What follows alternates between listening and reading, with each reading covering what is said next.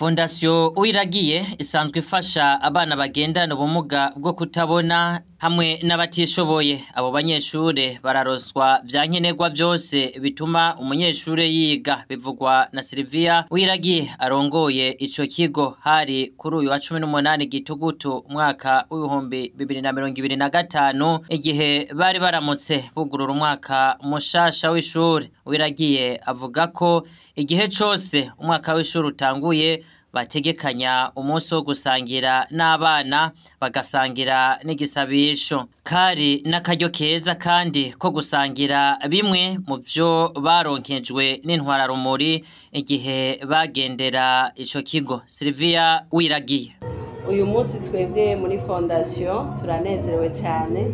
Twari dufise umunsi umwe twama dukora iyo abana batanguye amashuri. Uno munsi rero niho twashimye gusangira n'abana. No munsi dusangira ibifungurwa, no munsi tuza gusengera abana tubereka Imana ko batanguye umwaka w'ishuri. Rero yari mwiyo ntumbero yo kwereka Imana ko dutanguye umwaka w'ishuri. Turahamagara abakozi b'Imana bakabasengera, hama igikurikiraho tugasangirira hamwe kandi tukaganira n'abana. Kandi wari umunsi dusangirira hamwe ivyo urumuri rw'igihugu rwatugendeye hano, baratuzanira ibifungurwa, ivyo kurya, ivyo kunwa. Rero twashimye ko uno munsi tuwigina nk'abana tugashimira Imana.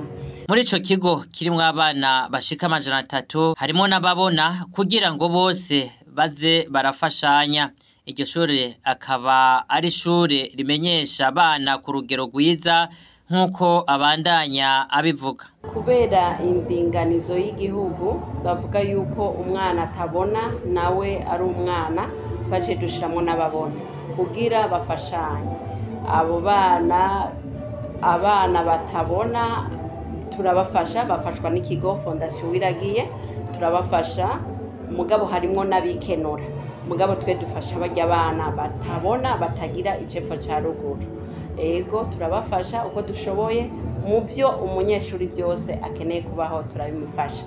Hama n'imiryango yifise vy'ukuri n'ishuri riteye imbere kandi rimenyesha abana ku rugero rwa mbere, nabo bariga hano. Rero ababona batoye ibizami vya leta bose baraza kandi bimeze neza, baririhira kugira babeho hano, baba mu kigo n'abandi bagataha. Nubwo biruko intambamyizo ngo ntizibuze, Silvia avuga ko uyu mwaka ari umwaka wabagoye cyane. Uko kugora ahanini kugafatira ku kwiyunguruza, haba kubigisha canke bamwe mu banyeshuri.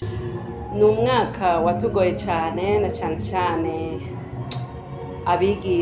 abigisha bigenda bigorana kuko turi kure. Bakavuga ati babuze ingene bideplasa, amahera yo kwideplasa ni menshi, tugasanga abigisha bariko baradohoka ku gikorwa cabo. Babatonda nabo bagatonda bacerewe kuko ngo babuze bisi. Rero mu by'ukuri turatera kamo ababijejwe dushobore kuronka uburyo bwo kwiyunguruza, ngene twoza turiyunguruza kugira abigisha bashike ku gihe, ku masaha, na cyane nivyo bitubera intambara. Ugasanga n'abana bava kure ntibiba bigishoboka ko baza gutonda kubera ingorane yo kwiyunguruza. Atera kamo leta harimwo n'abandi bose bafise umutima wo gufasha kugira baronke uburyo bwo kunguruza abo bigisha. Turatera akamo n'umuvyeyi wacu Nyenicubahiro umukuru w'igihugu cacu c'u Burundi ndetse n'umutambukanyi wa Nyenicubahiro, kugira vy'ukuri bumve ingorane dufise muri fondation, n'ingorane zo kwiyunguruza. Rero turizera dutera akamo n'abama badufasha hirya no hino, ababishoboye, abafise umutima wo gufasha vy'ukuri bo dufasha kugira turonke uburyo bwo kunguruza abigisha biragoye rwose kugira turonke abigisha uno munsi.